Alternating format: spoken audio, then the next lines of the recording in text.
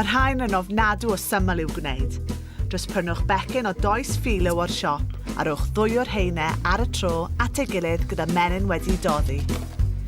Torrwch gylchoedd mas o'r toes cyn eu roi nhw yn y tin a phobwch am nhw 10 munud. A dyna fe. Ni'n meddwl ar gyfer y merched, o'n i'n mynd i wneud salad efo cyw iâr. Nice. A wedyn mae 'da fi prawns fan hyn hefyd.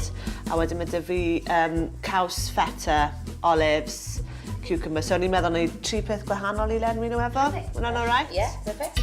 Allwch chi lenwi'r rhain gydag unrhyw beth chi moyn, ond hwn yn un o'n ffefrynnau i.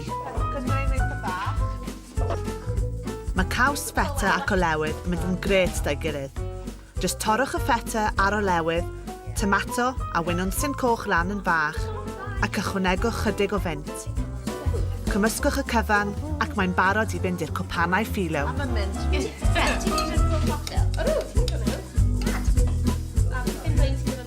Mae 'da fi 2 frest cyw iâr wedi rostio hefyd. Jyst torrwch nhw lan yn fan a'i cymysgu â letys a saws Caesar. I orffen, rhowch damed bach o gaws parmesan a crouton ar y wyneb. Yn olaf, letys, tomato, a thamed bach o cucumber. Yna, gorgymychiaid mewn saws Mary Rose. Yum!